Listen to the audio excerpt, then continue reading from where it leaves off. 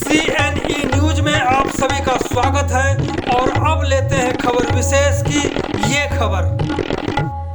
आज फिर से RTI एक्टिविस्ट और सेकंड इनिंग के प्रेसिडेंट RK गर्ग से बिल्डिंग वायलेशन और मिसयूज को लेकर सजेशन ऑब्जेक्शन देने में किन किन बारीकियों का ध्यान रखना चाहिए, इसी को लेकर समझने की कोशिश करते हैं। इसके पहले भी RK गर्ग ने शहर के कई मुद्दों की बारीकियों को समझाने में लोगों की मदद की है। आप सभी से आग्रह है कि RK गर्ग की पूरी बातचीत को जरूर सुनें और देखें, क्योंकि इनसे न सिर्फ ज्ञानवर्धन होगा बल्कि अपनी हक की लड़ाई आप आसानी से लड़ सकेंगे। आप सभी से यह भी आग्रह है कि खबर में आगे बढ़ने से पहले इस लोकप्रिय चैनल CNE न्यूज को सब्सक्राइब जरूर करें। अब सुनते हैं RK गर्ग को। देखिए, मैं आपको थोड़ा सा इसका हिस्ट्री बता देता हूँ। जो भी MP किरण खेर की जो कमेटी थी, 11 मेंबर की कमेटी थी, जिसमें म्यूनसिपल काउंसलर भी थे और सारे ऑफिसर्स थे। उसकी जो कमेटी की रिपोर्ट एक आई थी फरवरी 22 में, उसको स्टडी करने के बाद 3 मार्च को प्रशासक महोदय ने एक मीटिंग बुलाई थी ऑफिसर्स की। उस मीटिंग में ये कहा गया था कि जो इसकी कमेटी की जो रिकमेंडेशन आई हैं, इसको हम लागू करने की कोशिश करेंगे। और बाकी जो इश्यूज़ पे है, जैसे अनअर्न्ड प्रॉफिट पे उन्होंने एक फ़ैसला भी लिया, अभी 33% से उसको 25% कर दिया। तो इस तरह से ये बात हुई थी। साथ में ये भी था कि जो बिल्डिंग वायलेशन और मिसयूज़ के चार्जेस हैं, इसके लिए मिनिस्ट्री ऑफ होम अफेयर्स के पास मूव करना पड़ेगा और वहाँ से जो अप्रूवल आएगी, क्योंकि वो जो मिसयूज़ और वायलेशन के जो चार्जेस हैं वो काफ़ी हाई हैं, तो वहाँ से अप्रूवल आएगी।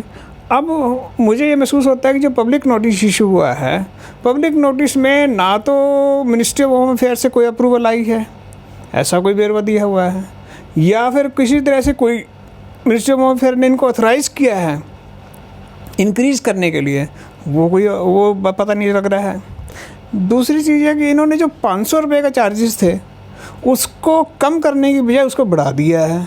इस बढ़ाने की ऑथराइज़ कहाँ से आई? दूसरी बात है कि 5% उन्होंने एक एनुअल भी लगा दिया है, एनुअल चार्जेस भी लगा दिया है, उसकी ऑथराइजेशन कहाँ से आई? फिर ठीक है कि ये कैप लगाने के लिए कि मैक्सिमम चार्जेस कितने होंगे, वो ठीक था, लेकिन ये ऐसी रिकमेंडेशन आई थी, लेकिन वो फिर 20% लगा दिया कलेक्टर रेट का। ये सारी चीज़ों से ऐसा लगता है कि ये जो पब्लिक नोटिस है बहुत जल्दबाजी में इशू किया गया है, और जो लोग ऑब्जेक्शन और ये फीडबैक फाइल करेंगे उनको ये बताना चाहिए कि जो असलियत ये है कि मिसयूज और वायलेशन के चार्जेस जो ज़्यादा थे उसको कम करना था, और कम करने के लिए उनको मिनिस्ट्री ऑफ होम अफेयर्स से कॉन्टैक्ट करना था और उसकी अप्रूवल आने के बाद उसको कम करने के अनाउंसमेंट करनी थी within 3 months of the recommendation. लेकिन यहाँ तो उल्टा हो गया कि इसको बिना इसी उसके, जबकि इसके 2-1 दिन पहले उन्होंने अनअर्न्ड मार्जिन को 33% या 25% कर दिया था। तो लोगों को ये होप बनी थी कि ये कुछ ना कुछ और रिलीफ आएगा हमारे पास। अब ऐसे केसेस में जब भी ऑब्जेक्शन और ये सब फाइल कर रहे हैं लोग, तो लोगों को ये चीज़ का ज़रूर ध्यान रखना चाहिए कि वो जो कमेटी है उसकी फ़ाइनल रिकमेंडेशन अभी तक शायद नहीं आई है। उसकी फ़ाइनल रिकमेंडेशन फिर वो जो है प्रशासन के पास आनी थी, मिनिस्ट्री के पास जानी थी, तो उसका जो फाइनल मिनिस्ट्री से क्या अप्रूवल आई है, कैसे आई है, ये सब कोई नहीं बताया गया। 3 मार्च की प्रशासकीय मीटिंग होने के बाद 6-7 अप्रैल को जब ये पब्लिक नोटिस इशू होता है, उससे पहले कोई मीटिंग हुई है इस चीज़ का कोई पता नहीं लग रहा। तो हमें मेनली जब ऑब्जेक्शन फाइल करने तो ये फाइल करने चाहिए कि ये जो पब्लिक नोटिस है बिना अथॉरिटी के, ये रिकॉर्ड से लगता है कि मुझे लगता है कि सभी को ये बात समझने की ज़रूरत है कि जब हम ऑब्जेक्शन और सजेशन फाइल करें तो इन बातों को ज़रूर ध्यान में रखें जो गर्ग साहब बता रहे हैं। जी गर्ग साहब, देखिए, इसमें एक तो सबसे बड़ी बात ये है कि क्या ये पब्लिक नोटिस इशू करने की अथॉरिटी जिस अफसर ने किया है उसको अथॉरिटी है, या वो अथॉरिटी किसी ने उनको दी है, या प्रशासन के बड़े अफसरों ने या प्रशासक महोदय ने ये जो रेट है नए कब अप्रूव किए हैं, ऐसी कोई मीटिंग के बारे में हमें नहीं पता, ऐसी कोई ना मीडिया में या पब्लिक को कोई पता है। ये इसका मतलब ये होता है कि ये जल्दबाजी में लिया गया फैसला है, और जल्दबाजी में फ़ैसला जो लिया गया है वो पब्लिक के, जहाँ एक तरफ पब्लिक कुछ आराम मांग रही थी, कुछ रिलीफ राहत मांग रही थी, वहाँ उसको बढ़ा दिया गया है। ये टेक्निकली लीगली सब तरह से गलत है। हम लोग इसका कोशिश ये कर रहे हैं कि इसकी एक लीगल ओपिनियन भी हम ले रहे हैं, और लीगल ओपिनियन से अभी तक तो ये सामने आया है कि ये जो ऑर्डर इशू करने का इनके पास कोई अथॉरिटी नहीं थी और ये अवैध है। बहुत सारे लोगों ने, अभी तक जो मीडिया की रिपोर्टें आई हैं, जो लोगों से पता चला है, हर किसी आदमी ने, जो लर्नड एडवोकेट वगैरह भी हैं, उन्होंने भी ये बात कही है कि ये जो पब्लिक नोटिस है ये बिना लीगल अथॉरिटी के इशू किया गया है। इसीलिए हम लोग सेकेंड इनिंग एसोसिएशन में हम लोग लीगल ओपिनियन भी ले रहे हैं, और अगर ज़रूरत पड़ी तो इसको लीगली भी चैलेंज करने की बात हम करेंगे। आप समझ सकते हैं कि लीगली चैलेंज करने की भी तैयारी चल रही है। प्रशासन ने जिस तरह से ये पब्लिक नोटिस को जारी करके सजेशन और ऑब्जेक्शन मांगा है, उसी पर हम और आगे एक कदम बढ़ कर के जानने की कोशिश करेंगे आर.के. गर्ग साहब से कि जो सोसाइटीज़ में रह रहे हैं लोग, सोसाइटियों में जो रहने वाले लोग हैं, वो भी आंदोलन की तैयारी कर रहे हैं, खासकर अर्न मनी को जो लेकर के, जो प्रशासन का एक फरमान है उसको लेकर के, कि आखिरकार ये क्या हो रहा है शहर में। देखिए, सोसाइटीज़ की जो बात है, इसके लिए बार बार ये सवाल उठते रहे हैं। चंडीगढ़ हाउसिंग बोर्ड के जो 60,000 मकान हैं उसके लिए भी सवाल उठते रहे हैं। तो इस तरह की जो बात है वो चंडीगढ़ हाउसिंग बोर्ड ने कुछ ना कुछ रिकमेंडेशन भी दी है ताकि उनको कुछ ना कुछ रिलीफ दिया जा सके। अनअर्न्ड प्रॉफिट को भी 33% से 25% किया गया है।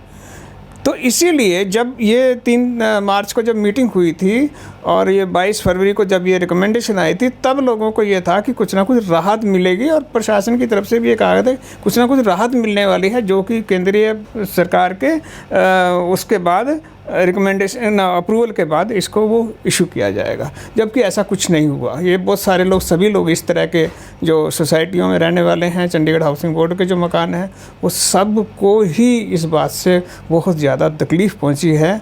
और इसीलिए ये सब तरह से हम भी इस चीज़ की मांग करते हैं कि ये जो पब्लिक नोटिस है तुरंत प्रभाव से इसको वापस लेके फिर न्याय संगत तरीके से कोर्ट की अप्रूवल से या केंद्र सरकार की अप्रूवल से, कमेटी की अप्रूवल से फिर सही तरीके से जस्टिफाइएबल फैसला होना चाहिए। और जो चार्जेस पहले 10 रुपये से जो 500 रुपये किए थे, जिसके ऊपर लोगों ने बिल्कुल माना नहीं था इस चीज़ को, और बहुत सारे लीगल केसेस हुए थे, और 500 रुपये को ही नहीं मान रहे थे, उसको 2 लाख रुपये जो करने की जो बात है वो बिल्कुल अन्यायपूर्ण है। ये कमेटी में भी मेंबरों ने कह चुके हैं। तो इसलिए इस चीज़ को सिरे से ही इसको निरस्त करना चाहिए, और इसको वापस करके और इसके ऊपर अपने केंद्र सरकार जो भी पार्लियामेंट में एक्ट पास करेगी उसके बाद फिर इसके ऊपर बड़ी बहस होनी चाहिए। बहस होने के बाद जो एक्ट पास करेगी वो लोग मंजूर करेंगे। गर्ग साहब, प्रशासन के कई ऐसे फैसले हैं जिस पर लोग बिल्कुल भी सहमत नहीं हैं और आंदोलन की तैयारी करने लगे हैं, या एक तरह से उनमें रोष है, आक्रोश है। ऐसा क्यों हो रहा है कि प्रशासन कहीं ना कहीं जिम्मेदारी से बच रही है या ज़्यादा ही जिम्मेदारी ले ली है ना? देखिए, मैं इस चीज़ के बारे में आपको थोड़ा सा इतिहास बताना चाह रहा हूँ कि ये चंडीगढ़ शहर है, ये इसलिए बसाया गया था कि कुछ आबादी के लिए। बाद में ये आबादी बढ़ती रही, सारी चीज़ों का तहस नहस होती रही, वो सारे जो मेन बातें हैं वो सारी ख़त्म होती रही। अब 70 साल में जहाँ पे need based changes, violations, Chandigarh house board के 60,000 मकान और दूसरे मकानों के लोगों ने जब अपनी आबादी के प्रेशर में आके बहुत सारी चेंजेस करनी पड़ी, पार्किंग प्लेस मिल नहीं रहा है। अब ऐसे हालात में प्रशासन ने पिछले 20 साल में तो काम किया नहीं। 1985 में से तक ये हालत सही थे। 1985 के बाद फिर ये हालात, जब से प्रशासक आए हैं, कमिश्नर यहाँ पे ख़त्म हो गया है, तो उसके बाद जो हालात जो है ना, एक बिगड़ते चले गए। अब बिगड़े हुए हालात में एकदम से आप लोगों के ऊपर इतना सारे कानून अगर लादने की कोशिश करोगे तो वो गलत है, क्योंकि पीछे एक्शन क्यों नहीं लिया गया। अब इसको इस तरह से एक्शन लेना, अब शहर 13-14-15 लाख की आबादी का हो चुका है। यहाँ पे ज़मीन और है नहीं है, जितनी ज़मीन है उतनी ज़मीन है इनके पास। जो भी मकान है वो उतने ही मकान है, उससे ज़्यादा नहीं बन सकते हैं।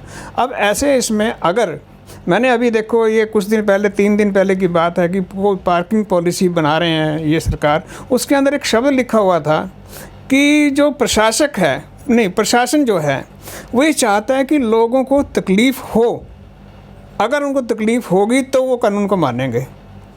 ये जो सोच है ये बहुत गलत सोच है। लोगों को तकलीफ़ दे के कानून को मनवाना, उसको लागू करना, ये डेमोक्रेसी का रूल नहीं है। सर, जैसे आपने कहा कि यहाँ पे कुछ आबादी के लिए चंडीगढ़ शहर को बसाया गया था। इतने सालों के बाद जब घर परिवार में बच्चे होंगे, बढ़ेंगे, तो निश्चित रूप से आबादी बढ़ेगी। तो क्या बढ़ी हुई आबादी को हम समुद्र में उठा के फेंक दें? नहीं, देखिए जो एक नेचुरल डेवलपमेंट होती है, जब ये शहर बना था धीरे धीरे नेचुरल डेवलपमेंट हुई है ना, कि इसकी आबादी बढ़ेगी। अगर मान लो जो यहाँ तो माइग्रेशन भी बहुत है, जो यहाँ पे इनवर्ड माइग्रेशन बहुत है, बहुत सारे लोग बाहर से आके यहाँ पे अपना कारोबार करते हैं, यहाँ पे आके जॉब करते हैं। 2 स्टेटों की राजधानी है, उनके लोग भी यहाँ पे आते हैं। तो ये नेचुरल ग्रोथ है, ये कोई एबनॉर्मल ग्रोथ नहीं है। तो नेचुरल ग्रोथ के साथ इनको उसमें चलना चाहिए था, उस डेवलपमेंट के साथ के साथ इस चीज़ को कैरी करना चाहिए था। उस चीज़ की डेवलपमेंट साथ के साथ सुधार करने चाहिए थे, जो कि सुधार नहीं हुए। अब मैं आपको बताता हूँ कि मास्टर प्लान 2031 4 साल लगातार हाई कोर्ट में घूमने के बाद 2015 में अनाउंस हुआ। अब 2015 से लेकर 3-4 साल तक कुछ काम नहीं हुआ उस पर, जबकि ये 3-4 साल हमारे जो बहुत क्रूशियल ईयर थे। अब मुझे थोड़ी खुशी हो रही है कि 2021 में इस पे काम शुरू हुआ है। अब तो मैं ये कह रहा हूँ कि अगर इनको लगातार सही तरीके से चंडीगढ़ के बारे में सोच के, पार्किंग की पॉलिसी है, इसकी जो सड़कों की पॉलिसी है, व्हीकल्स की पॉलिसी है, रोड सेफ्टी है, रोड कंस्ट्रक्शन की बात है, यूटिलाइजेशन ऑफ स्पेस की बात है, अगर ये सारी प्लान अगर सही तरीके से आबादी के बढ़ने के साथ साथ ठीक से बढ़ती रहती तो आज ये समस्या नहीं आती। बिल्कुल। दूसरी बात कि जो चंडीगढ़ में रहने वाले लोग हैं, अगर वो कहीं ना कहीं प्रशासन में किसी ना किसी रूप में होते तो शायद चंडीगढ़ के बारे में ठीक तरह से सोच सकते थे। लेकिन जो 3 साल के लिए आएंगे, 3 साल में क्या वो चंडीगढ़ का भला करके जा सकेंगे? या कोई ऐसी व्यवस्था होनी चाहिए कि चंडीगढ़ के ही लोग चंडीगढ़ को चलाएं और उसको उसी तरह से चलाएं जो राहत भी महसूस करें लोग और काम भी लगे कि कुछ डेवलपमेंट हो रहा है यहाँ पे। देखिए 2 तरह की बातें होती हैं। जो ऑफिसर्स आते हैं वो डेपुटेशन पे आते हैं, उनकी अकाउंटेबिलिटी नहीं होती, तो नेचुरल है कि उनका जो काम करने का तरीका है वो उससे थोड़ा प्रभावित होता है। लेकिन दूसरी बात एक और मैं कहूँगा, जैसे ये मिसयूज़ और वायलेशन का जो इशू उठा है, अब इस इशू पे मैं पब्लिक से ये कहूँगा कि ये सबसे संबंधित है। तो पब्लिक सामने आए, जब पब्लिक सामने आएगी तो प्रशासन अपने आप ही काम करेगा। और इस पे अब देखिए, अब कितने लोग इस पे फीडबैक देते हैं या इसके ऑब्जेक्शंस फाइल करते हैं, कितने लोग केंद्र सरकार को अप्रोच करते हैं। मैं चाहूँगा कि ज़्यादा से ज़्यादा लोग इसके ऊपर ऑब्जेक्शन फाइल करें और उस ऑब्जेक्शन की एक कॉपी, कम से कम एक कॉपी जरूर है, अपने गृह मंत्रालय को भी भेज दें, ताकि उनको भी पता चले कि चंडीगढ़ में जो ये कुछ हो रहा है, जो बातें सारी हो रही हैं, तो वो जो चीज़ें हैं वो उसके ऊपर सुधार करना लोगों की डिमांड है और उसको सुधार वो होगा, फिर तो सुधार होगा। तो ये थे आर.के. गर्ग साहब, जो सेकंड इनिंग के चेयरमैन हैं, प्रेसिडेंट हैं, कन्वीनर हैं। और इनसे बार बार इसलिए हम समझने की कोशिश करते हैं क्योंकि ये समझाने के लिए माहिर हैं और समझा सकने की स्थिति में हमेशा रहते हैं। और मुझे लगता है कि जब ये समझाते हैं तो चंडीगढ़ के लोग ज़्यादा से ज़्यादा गहराई में जाकर के समझते हैं, जैसा कि पिछले दिनों हमने देखा, आपने भी देखा।